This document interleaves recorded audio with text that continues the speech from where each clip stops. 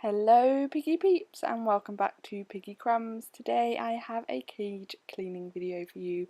So this is going to be on fast motion for the majority of the video because there's quite a lot that needs cleaning up and obviously I didn't want you to be super bored if it was like a 30-minute video. So I've slowed down this part of the video just because I think it's quite interesting to see how people interact with their guinea pigs, and mine come out for floor time every day, so they're pretty used to being handled or at least picked up and brought out the cage. Some are better than others, so you can see Rocky there not interested, but Gus Gus will literally jump in my hands. He loves floor time, so he's like, "Get me out, mummy!" So the other two kind of potter around, they know what's coming because they know everything's kind of getting taken out of the cage. So Rocky there is sort of getting himself into a corner.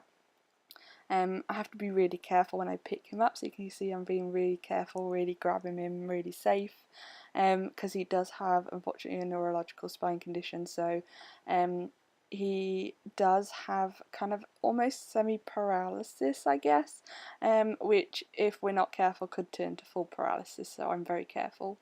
And then little Rolo here, who I've only had for a very short time, still isn't quite used to being picked up, but I'm so impressed that he already will let me get this close and pick him up, because the other two that you saw must have taken like a year and a half for me to be able to pick them up like I do sort of with Rolo, and I've only had Rolo for maybe 2 months now. He was an adoption story, so I'll tell you that in another video sometime. But yeah, back to the cage cleaning. So all the liners you see here are all made by me, hence they're all a bit of a mishmash because we've been through a few different designs of cages in the 2 years of having Rocky and Gus Gus. So they've had a 2x5, they've had a 2x4 with a kind of loft section, which I took out the loft section as soon as obviously Rocky had his kind of issues. We don't know if it's because there was a loft, like maybe he had some injury from it or not. I mean, it was very safe, it was all very enclosed, but Rocky unfortunately has numerous conditions that unfortunately we do have to treat. But yeah, they have had massives of cage changes, hence why you can see the Corex there is all a complete mishmash. The ones at the back were obviously their 2x4 cage, hence why it had the lovely kind of uppers to stop things escaping through the grids, and then I obviously had some leftover Corex that just filled the extra 4 grids, because when I got Rolo and luckily bonded everyone together, they're all in a 4x3, but I'm not sure I'm going to keep the 4x3 just because you saw there I do have to quite lean on it to get to the back, which is not ideal because one day I'm going to break it, so we'll wait and see. But yeah, I use a combination of things in the cage. I don't go out and buy a lot just because the boys really don't care if something is sort of bought in or not. I do treat them obviously quite a bit, but there are a lot of DIY things that you can do. So again, obviously what's going in are homemade fleece items there, hence the mishmash again because of many cage changes. But this is all IKEA fleece, and it's got mattress protection, or mattress protectors I should say, double lined in the middle. And the bath mats that you can see I'm just putting out there are from IKEA as well. They're really absorbent, really good. And the storage unit there that I'm putting the newspaper in is just from Dunelm, and I've made some kind of holes in it that are the same size as the kind of hay covered or paper covered tunnels that you can get. So that's really good. I've got that option to put those in as well. So I do put the bath mats right up to that just to keep kind of hay in one place, because I can obviously shuffle that back in. We've got a lovely Fleece Heidi hut from Sarah and our haul from Sarah and Squeak Dreams going in, so if you haven't seen that video, check it out.